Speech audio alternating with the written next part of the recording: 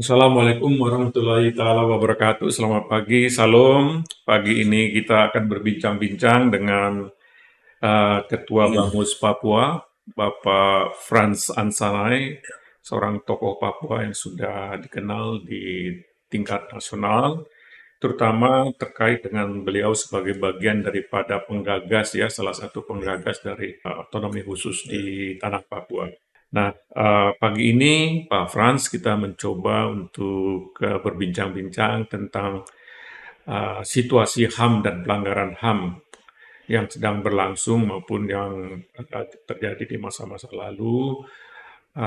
Dari perspektif bagaimana kita mencoba mengatasinya, seperti juga yang ditekankan oleh Bapak Presiden, bahwa tanpa meninggalkan proses pro justisianya, penyelesaian bersifat humaniter juga harus dikembangkan agar terjadi proses healing di antara penderita atau para korban dari kasus-kasus pelanggaran. Bagaimana pendapat Pak Frans mengenai pendekatan pemerintah ini? Ya, baik. Selamat pagi, Pak Imron dan pemirsa. Berbicara tentang pelanggaran HAM yang terjadi masa lampau maupun yang sementara terjadi, memang tentu kita harus merujuk kepada Undang-Undang 26 tahun 2000 tentang perbuatan pelanggaran HAM yang bisa terjadi dari pribadi maupun institusi atau kelompok terhadap hak-hak hidup daripada orang lain. Nah, untuk konteks pelanggaran HAM yang terjadi di Papua baik masa lampau maupun saat ini memang tidak terlepas daripada pemahaman perbedaan persepsi tentang bagaimana hidup berbangsa dan bernegara di dalam negara Kesatuan Republik Indonesia.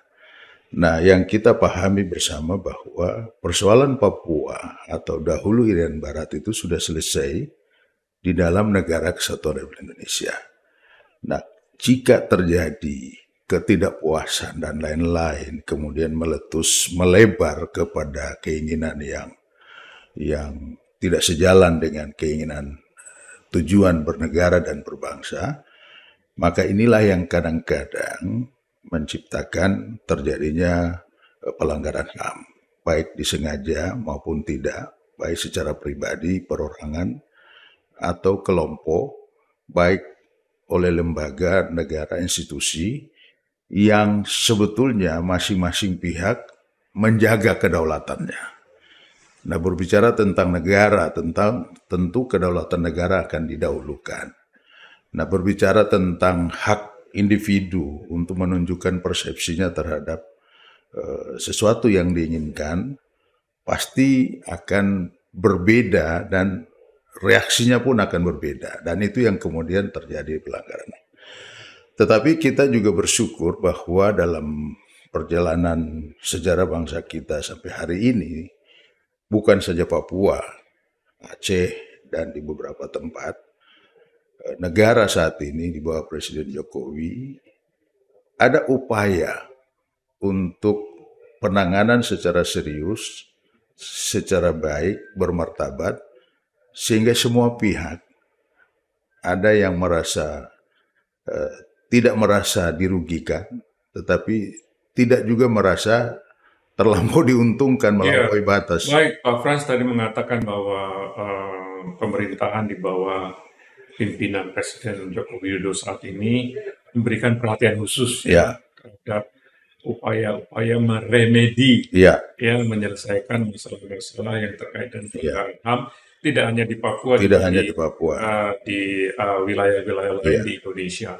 Saya masih teringat bahwa salah satu atau beberapa pelaku dari pelanggaran HAM di kasus pelanggaran HAM berat di Paniai juga sudah dihukum ya. Sudah dihukum. Dan ini juga menunjukkan bahwa upaya pemerintah ada keseriusan untuk menyelesaikannya secara hukum. Ya. Tapi dari perspektif Pak Frans sebagai putra daerah asli ya, Kira-kira apakah pendekatan penyelesaian dengan menggunakan hukum adat itu juga merupakan salah satu pilihan yang viable, yang bisa dieksplor, ya, tanpa harus meninggalkan pendekatan-pendekatan lain. Ya, memang pendekatan secara formal hukum itu amanat undang-undang. Tetapi untuk daerah tertentu kan ada karakteristiknya. Di Papua itu kan banyak hal bisa diselisihkan di luar hukum formal. Misalkan hukum adat. Tetapi hukum adat pun bisa dibicarakan, dirundingkan, sehingga tidak terlalu fenomenal untuk merugikan pihak yang lain. Yeah. Nah, namanya hukum konvensi kesepakatan. Yeah. Mana yang harus Tapi dikedepankan? apakah itu juga bisa Saya difasilitasi kira oleh itu bisa. Pemda setempat Bisa. ya sebagai Sebetulnya bisa. katakanlah penguasa teritorial di Bisa, situ? sebetulnya bisa. Bisa ya. Tergantung sejauh mana pemerintah daerah membangun komunikasi publik yang baik dengan tokoh-tokoh masyarakat, tokoh adat, dan intelektual setempat. Kemudian memahami duduk persoalannya itu seperti apa. Nah, saya melihat begini, Pak Prof. Banyak kali memang pelayanan publik yang belum berjalan secara maksimal. Sehingga ada upaya-upaya perorangan atau pribadi mengedepankan kemauannya melampaui batas. Pemaksaan kehendak begitu. Memaksakan kehendak. Nah, kalau pelayanan publik itu baik, saya kira hal-hal yang kita khawatirkan terjadi pelanggaran HAM itu tidak akan mungkin terjadi. Karena itu pertanyaan Prof tadi tentang bagaimana pendekatan yang dilakukan pemerintah daerah, kata kuncinya ada di sana gitu. Nah, sehingga penanganan penyelesaian HAM pun juga bisa diselesaikan dengan cara pendekatan pemerintah daerah melalui tokoh-tokoh masyarakat dan lain-lain. Dan pelayanan publik yang paling penting adalah bagaimana mensejahterakan mereka sebetulnya. Itu kata kuncinya sebetulnya. Yang menurut hemat saya juga katakanlah pelanggaran-pelanggaran HAM di masa lalu ya, dan yang kemudian berlanjut sampai saat ini menjadi lebih lebih seksi karena ada unsur-unsur dari kelompok tertentu untuk menggunakan ini sebagai salah satu alasan untuk tujuan tertentu, mencapai aspirasinya, apakah itu sifat separatisme atau tujuan-tujuan politik lokal lainnya. Bisa. Saya ambil contoh aja, Prof, bahwa ada kejadian yang sangat fenomenal pasca Undang-Undang Otsus dan reformasi dan Undang-Undang Otsus. Tetapi kesininya putra-putri dari korban yang dianggap melanggar HAM dan sebagainya itu sangat welcome terhadap bangsa dan negara.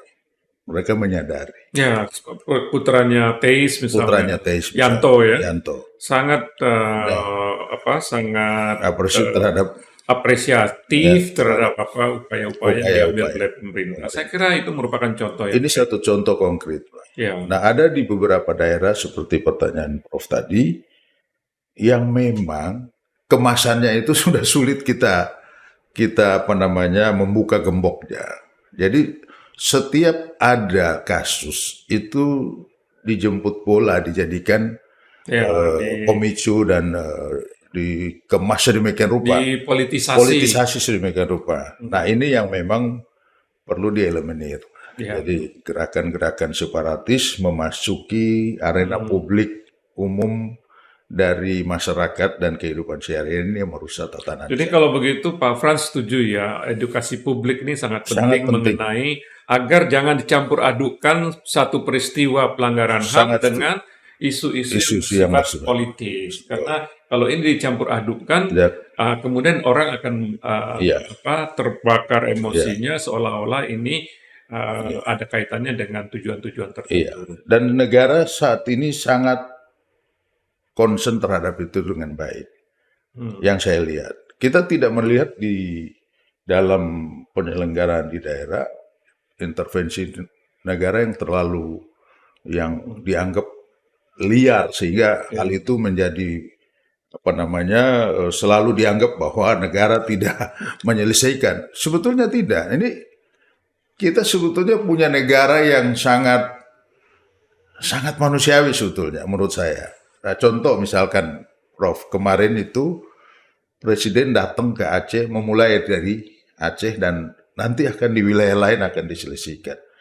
Baik secara yudisial maupun non-yudisial, maka dilakukan yang pertama kali non-yudisial untuk memberikan jawaban terhadap korban-korban yang dianggap korban pelanggaran HAM sekian lama dengan memenuhi kebutuhan mereka. Ini kan sesuatu yang luar biasa. Nah, kalaupun ada bukti-bukti yang kuat, maka akan ditempuh secara yudisial, seperti yang disampaikan oleh Menteri Koordinator Hukum. Ya, sebenarnya juga Presiden juga mengatakan dengan tegas ya bahwa penyelesaian non-justisial tidak menutup kemungkinan penyelesaian secara hukum. Secara gitu. hukum. Jadi ini sebenarnya pendekatan yang sangat balance yang sudah ditetapkan Presiden Joko Widodo, yang mudah-mudahan ini bisa dijadikan pedoman bagi kita untuk di Papua, baik di Papua maupun di mana saja di Indonesia. Dan yang satu lagi, Prof, kita apresiasi juga dengan perubahan dinamika politik di Papua hari ini. Dengan pemberian daerah otonomi baru ini memudahkan penanganan kasus-kasus pelanggaran. Sepakat. Jadi kalau dulu sulit kita mengikuti benang kusutnya terlalu rumit dan panjang. Ya, itu saya ingin menggarisbawahi apa yang disampaikan Pak Frans ya, bahwa otonomi khusus itu memang salah satu tujuannya adalah memperpendek jalur logistik, betul. memperpendek rentang kendali birokrasi, sehingga services itu pelayanan masyarakat itu lebih cepat, lebih tepat dan lebih murah, karena lebih dekat kepada masyarakat yang dilayaninya. Tentu saja di bidang hukum juga. Pasti. Nah, kita berharap dengan adanya pengembangan dari provinsi di tanah Papua ini juga bisa mempercepat proses penyelesaian masalah-masalah termasuk pelanggaran HAM yang terjadi di kawasan itu. Saya kira itu tepat sekali. Jadi buat saya pribadi saya melihat Papua masa depan dalam perubahan iklim politik hari ini, pemberian daerah otonomi baru dan akselerasi pembangunan yang dilakukan oleh pemerintah, sebetulnya banyak harapan yang sangat baik. Ya. Frans, tadi kita narasi kita atau diskusi kita pagi ini lebih menuju ke arah pelanggaran HAM yang terjadi di masa lalu, kan dilakukan oleh oknum-oknum tertentu, apakah itu dari TNI atau apakah itu dari Polri. Tapi kita juga tidak menutup kemungkinan dari masyarakat sendiri. Dan kemudian dari kelompok separatis sendiri, karena berdasarkan bacaan saya, laporan ini sangat kredibel, dikeluarkan oleh Satuan Gugus Tugas Universitas Gadjah Mada. Mereka menemukan fakta bahwa yang terbanyak melakukan pelanggaran HAM itu malah masyarakat dan kelompok separatis. Sampai tahun yang lalu itu ada 300 kasus. Yang dilakukan oleh mereka, dan itu dilakukan mereka gambarkan dengan grafik apa yang mereka lakukan itu. Ini kira-kira bagaimana tanggapan dari Frans sebagai seorang tokoh Papua di mana korbannya adalah orang-orang asli Papua, pelakunya juga pada umumnya akhir-akhir ini semakin marak. Itu adalah dari kelompok masyarakat dan justru juga dari kelompok separatis itu. Bagaimana pendapat Pak? Artinya tadi saya awali dengan pesan undang-undang. Perbuatan pelanggaran HAM itu kan bisa dari pribadi, kelompok bisa berarti non pemerintah, bisa juga dari pemerintah. Nah kalau dikerucutkan kembali, kita sepakat bahwa kita menuju sebuah perubahan yang dicanangkan oleh pemerintah hari ini lewat Presiden dengan optimis ya. Nah, pertanyaannya adalah apakah pelanggaran HAM itu hanya terjadi dari pemerintah saja atau korban yang terjadi di pihak masyarakat atau kelompok masyarakat yang menentang pemerintah itu bukan bagian dari pelanggaran HAM. Ini juga keliru kita, Pak. Papua itu unik, Pak. Kita harus melihat bahwa katakanlah saya mau mundur jauh ke belakang. Mundur jauh ke belakang. Katakanlah sebelum ada negara, misalkan Papua itu kita gambarkan hari ini. Apakah tidak terjadi pelanggaran HAM? Sementara pola hidup masyarakat yang masih seperti kami, ya masih sangat jauh dari masyarakat lain, itu kan nomaden. Kita punya wilayah perburuan, dan kadang-kadang ada hal-hal yang menimbulkan pelanggaran HAM. Misalkan wilayah saya diserbu oleh wilayah yang lain cari makan, pasti kita bunuh. Dan itu terjadi gitu. Ya, perang suku. Perang Ya. suku terjadi. Ya. Terus atau misalkan ada istrinya diambil orang atau anaknya diambil orang. Ya, itu local wisdom itu. Tapi apakah ini bukan pelanggaran HAM? Ini juga pelanggaran. Ya, betul. Ini juga terjadi. Kan amanat undang-undang begitu Betul. kan. Nah, pertanyaan berikutnya dalam kondisi kasus Papua hari ini, maka jujur bahwa ada ideologi lain yang dipaksakan di Papua. Ada ideologi lain yang ingin melepaskan Papua dari NKRI. Sehingga melihat hal ini selalu dikemaskan. Ya, dicampur adukan. Dicampur adukan. Kita nggak tahu mungkin korban akibat perang suku. Dibilang itu akibat daripada tindakan oknum atau negara terhadap mereka. Ini juga harus jujur. Ya. Mereka juga, kita punya saudara-saudara saya juga harus jujur. Bahwa itu bukan. Itu bukan. Nah, kadang-kadang dari beberapa kelompok yang ekstrim juga, beberapa data jejak digitalnya, suatu ketika ada yang kalau dilihat videonya atau fotonya, itu orang memang mati gitu. Tapi begitu mungkin dia lupa, ya mau bercanda atau seperti apa, mengambil gambar yang lain, dia ketawa. Orang yang sama gitu. Ya, artinya dia melakukan manipulasi. Manipulasi. Nah, ini oleh kelompok yang tadi Prof sampaikan. Jadi kelompok radikal separatis ya kadang-kadang memanfaatkan isu-isu itu. Jadi saya kira kita sebagai bangsa Papua, kita harus bangga punya negara seperti ini. Baik, Pak Frans, tadi kita sudah mencoba melakukan peninjauan bersifat retroaktif ya ke belakang dan yang sekarang. Ya. Nah, untuk kedepannya Pak Frans, apa kira-kira upaya ya apakah itu didukung atau tidak didukung oleh pemerintah itu lain persoalan. Kira-kira cara-cara untuk melakukan self healing bagi para korban dari pelanggaran HAM, terutama di tanah Papua. Ya, saya kira pemerintah hari ini di Papua harus jemput bola terhadap itu, melibatkan tokoh-tokoh masyarakat yang rasional menurut saya, tokoh agama, dengan mengesampingkan semua kepentingan. Kalau outputnya melihat kepada manusia, kepentingan jangan dibawa. Kalau saya hadir sebagai seorang tokoh gerakan Papua Merdeka, saya akan bicara dari perspektif itu. Itu persoalannya gitu. Nah, sekarang persoalan itu di Papua kita sulit membedakan.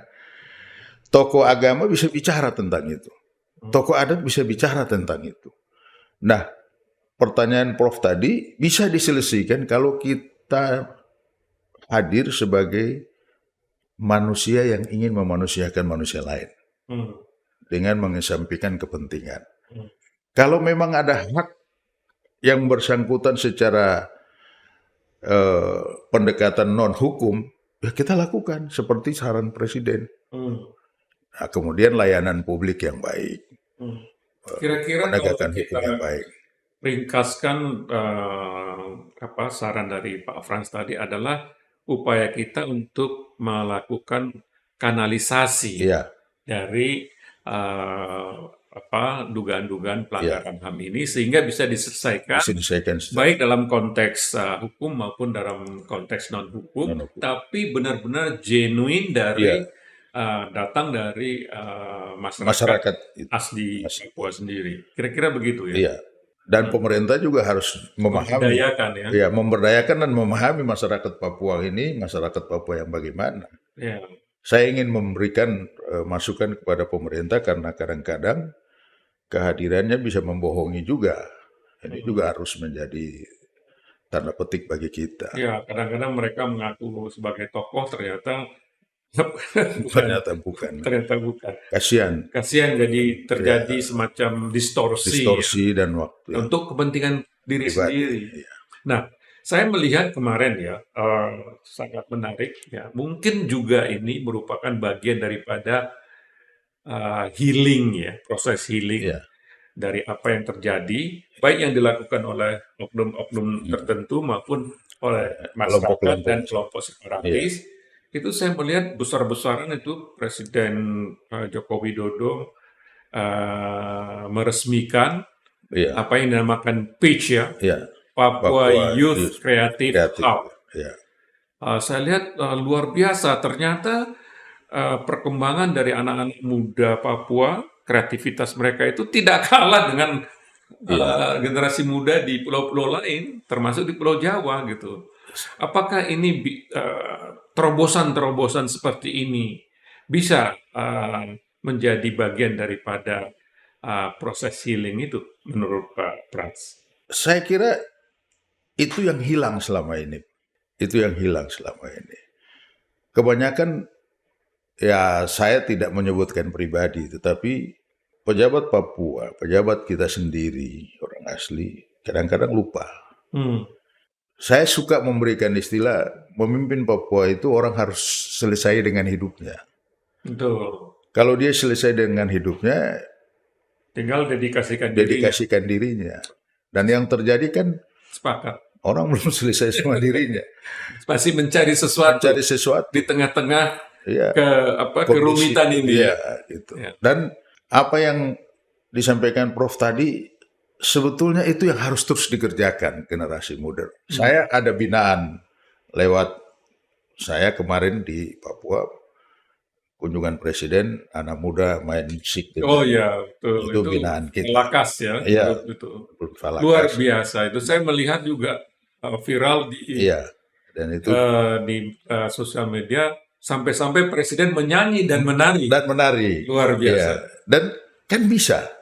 Itu yang kita lakukan di luar pelayanan publik pemerintah. Berarti sebetulnya bisa. Pertanyaan Prof tadi, sebetulnya ada kesempatan disiapkan pengembangan SDM mereka dengan anggaran yang begitu besar. Sebetulnya itu pintu pertahanan negara kita. Dan lagu-lagu yang mereka bawakan itu sangat nasionalis. Saya juga kagum melihat di sosial media itu bahwa ternyata the silent majority is there, ya, bahwa mereka itu betul-betul bagian daripada negara kesatuan Republik Indonesia. Gitu. Itu luar biasa. Saya kira saya harus mengucapkan terima kasih juga kepada Pak Frans ya atas binaannya yang sangat luar biasa, menunjukkan bahwa ada aspek lain dari aspek yang selama ini orang-orang terpaku kepada isu-isu yang tidak penting, seperti separatisme dan lain sebagainya. Dan saya juga turut menyaksikan juga di sosial media itu Bapak Presiden Jokowi meresmikan Street Carnival di Jayapura, di Sentani ya.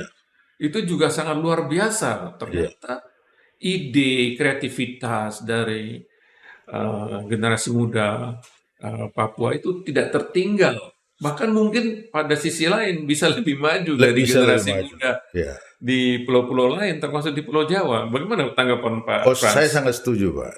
Ini untuk berlanjut ya? Untuk berlanjut. Nah, kesempatan itu harus diberikan. Dan kalau itu diberikan, anggaran daerah kan besar sebetulnya. Kenapa sih tidak dialokasikan untuk pemberdayaan seperti begitu? Ya, mungkin setahun berapa kali begitu ya? Iya, pasti bisa, Pak. Tergantung kepala daerah. Untuk memberikan kesempatan kepada mereka juga berkreasi dan berkompetisi dengan rekan-rekannya baik di Papua maupun di tingkat nasional ya. Yang sekarang kan kreativitas dibangun dengan kondisi kemajuan digitalisasi dan sebagainya. Kita ambil contoh dulu, Akut Senel sebagai gubernur yang bukan orang Papua, tapi dia bisa memberdayakan sepak bola Papua. Oh ya, betul. Karena ada ruang yang diberikan. Ya. Kemudian ada spirit yang dibangun. Dan ketersediaan orang lokal tidak mempermasalahkan dia sebagai orang luar. Ya. Malah dianggap itu gubernur yang sukses buat kami orang Papua. Ya. Yang kedua, zaman pemerintahan beliau, waktu dia sedang mengemudi mobil, bawa mobil atau dia bisa berhenti, ambil anak sekolah, naik di mobilnya, atau perintah kepada semua ASN di Papua, kalau lewat ada anak sekolah diambil, diangkut untuk diantar. Sekarang kan stylenya beda, Pak. Yeah. Menurut saya terlalu kaget dengan kondisi. Harus ada human touch ya. Harus. Karena memang kita sebagai sesama manusia tentu harus saling menghargai ya. Baik Pak Frans, terima kasih sekali atas obrol-obrolnya pagi ini dan semoga Bapak selalu sukses sebagai bagian daripada gerakan kita untuk menjadikan Indonesia ini sebagai Indonesia emas pada tahun 2045 yang akan datang. Terima kasih, Bro. Salam. Salam.